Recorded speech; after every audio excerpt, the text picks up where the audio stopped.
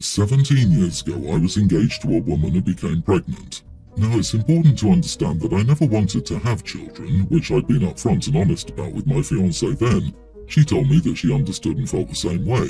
We both always used protection and agreed to terminate in case of an accident. When she got pregnant, however, she refused to keep her word, and I soon learned that her promises were far less genuine than what she led me to believe.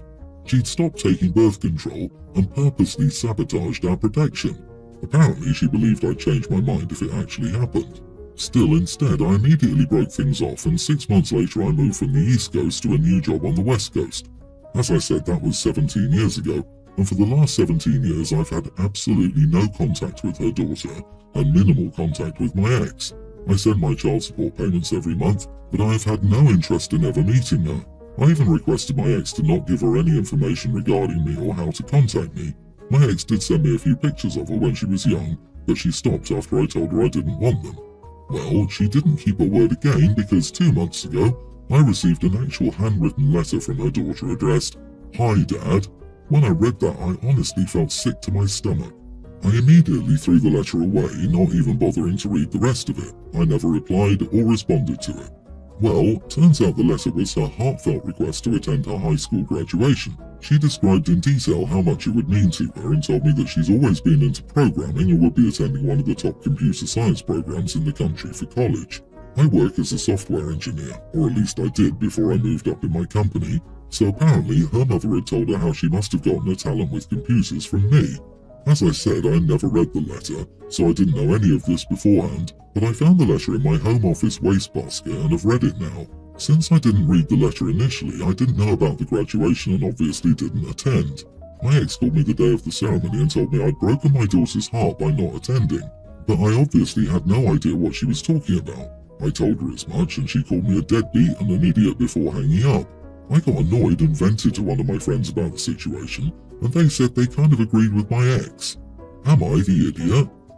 Not the idiot. You made it clear you wanted to be child-free. She took that away from you. You made it clear you wanted no contact with this child she attempted to force on you. She knowingly violated that boundary. Heck, she was just as wrong for telling your kid anything about you. You can lead a horse to water, but you can't make it drink. You can't force an unwilling parent to have a relationship with a child they didn't want. Yeah, I feel for the young woman, but OP washed his hands and made his views clear on this years ago. The mom sounds like a piece of work, lying to OP to try to baby trap him and possibly telling her daughter stories of her deadbeat dad for years. You owe her nothing. I disagree, you were an idiot to the girl. None of this is her fault, and honestly, you should have anticipated this. She's been fed whatever story her mother told her and reached out in the hopes he will be her dad in some way, and her dad totally rejects her. You're not an idiot for not attending, there's no reason to see her mother, but you could have read the letter and written back to decline and explain yourself. Your trauma doesn't give you the right to inflict trauma on this girl with no explanation. You can't control what story she gets fed, but the bare kindness to write a letter to explain why you haven't been there is pretty basic. The girl did not ask to exist and deserves to know how you were victimized so she understands you are not rejecting her in herself so much as avoiding someone who lied and violated you to create her. It won't heal her, but it may lessen the sting that your existence causes, and that's all you can do. But you should have and still should do it. So my daughter recently had a birthday pre-tween, and for our family part she asked for a peanut butter and chocolate cake. I agreed. I told my sister not to bring my nephew, toddler, because of his allergy. It's so bad that he can't even be near or breathe in peanut butter particles. She asked if I would change the cake to just chocolate so that my nephew could come. I said no, that it was my daughter's cake and she could have peanut butter if she wanted. She called me unreasonable because my daughter could have had peanut butter cake with her friend party. She didn't have cake with her friend, she just had pizza. She said my daughter must learn to compromise for family's sake. I told her that I would talk to my daughter but not expect a young child to choose her baby cousin over her favourite cake. My conversation with my daughter played out just like I predicted, and when I told my sister, she called my daughter selfish and ungrateful. She said that I'm a bad parent because I taught her to hate nephew. She threatened that if my nephew wasn't welcome, neither she nor her husband would come either. I said that was fine because she wasn't welcome either. I then reached out to my brother-in-law to let him know what was going on and to tell him he was still welcome if he wanted to come. He thanked me but said he would stay home to support my sister. Her party came and went, and my sister is still being very distant and cold. This has me wondering if I was too harsh to her and my nephew, or too soft on my daughter. Am I the idiot? This is a hard one. Since your nephew is so allergic, you have to really think about it before having the kid around. Can you order some Chinese takeout or even fried food? What have you made in the past day that might still be in the air? Do you have peanuts in something? He is also a toddler, so you can't just have a party outside and be like, don't eat that. I'm saying not the idiot, as you told them ahead and told them you couldn't accommodate and wouldn't force your daughter to accommodate. The hard part of having strong allergies is you don't get to do everything. It is what it is. If anyone is teaching Opie's daughter to hate her cousin, it's the sister. Forcing a young kid to give up their favourite cake on their birthday is an excellent way to sow resentment toward the person they're doing it for. I was the kid that always had to compromise. I would ask for something I liked and be forced to do something else because another family member doesn't like that, especially on my birthday. Now as an adult, when someone asks me what my favourite of anything is or what I want, I literally don't know. I was never allowed to have favourites. I always had to people please everyone else, and I rarely ever speak up about what I want and just defer to others to pick everything. And I don't like celebrating or acknowledging my birthday because it's been drilled into my psyche that I'm not special and no one cares about my special day. You aren't teaching your kid narcissism or spoiling her by allowing her to pick something she likes over a family member, one time on her birthday. I thank you for taking your daughter's side and letting her make choices for her own birthday. I, 25 female, recently started dating my girlfriend, Alexandra, 29, a long-time acquaintance at work. We've been together for only 6 months, but I've truly never been happier. I had to go out with my cousin and asked Alex if she wanted to join me. She happily did. I'm originally Greek, so is my cousin.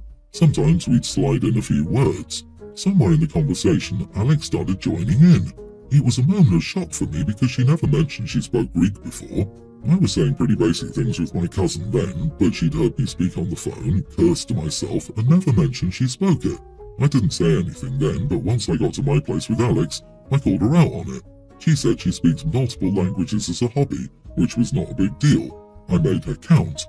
There were 13 that she was fluent in. My point was, as my girlfriend, she should have told me earlier about this, and she heard my conversations around the house and never commented on them. They were mostly about my mom's difficult health situation, and she doesn't want that to be shared. She doesn't even tell my brother. I know because we have a special mother-daughter relationship. Edit, I only ever talked to my mom in Greek in front of Alexandra, mostly in the car while we were both in it. I also explained to her that it's something about her health that she's not comfortable with me sharing. Also, my mom can't speak English. Am I the idiot? Sister, I'm a Greek woman, and I must tell you, if I found out that my foreign partner spoke Greek, I'd be the happiest person in the world. The only reason you'd be unhappy about this is if you wanted a free pass to lie to her face about conversations you're having around her, or just the ability to crap talk about her to your friends and relatives without her understanding. You are the idiot because it seems that you're angry that you can no longer crap talk around her, rather than that you didn't know about this hobby of hers. How did you have a girlfriend for 6 months and not know enough about her hobbies to know she spoke 13 languages fluently? Did you ever ask her if she spoke another language? It seems super suspicious that you get triggered by this. Are you trying to hide things from her and worry she'll find out? Also, never assume that people can't understand you while speaking in front of them, whatever language you use. That's a really naive way to go about life. My son Daniel, 28, has been married to Kathy, 28, for 4 years now, and they have 2 children. I have a younger daughter, Leah, 25, who is a single mom to Travis, pre-tween. Travis is autistic and has a lot of sensory issues. He receives therapies, but it's still a struggle. Everyone knows about his triggers and what we do to avoid them. While I've tried to be welcoming of Kathy, she's always been a little cold. I tried to give her the benefit of the doubt as we are a very loud, extroverted family and she's introverted. She has yet to make an effort to get to know us, despite our numerous attempts. Daniel has told us that her family is a lot different and isn't as warm, so we accept her personality. The only issue is that she's very cold to Travis.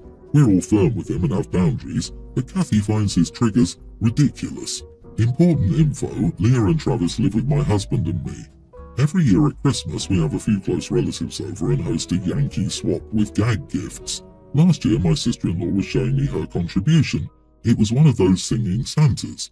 Travis had seen this very one at the drugstore and had a meltdown over it. I said it would be okay, I'd just make sure Travis didn't pick that gift and we'd tell whoever did pick it to please not press play. One person opened it. Travis saw it and instantly got on edge, but the person promised they wouldn't play it and he calmed down. When it was Kathy's turn, she stole it. If you've never done a swap before, the point of the game is you can either pick a new gift or steal someone else's if you like it better.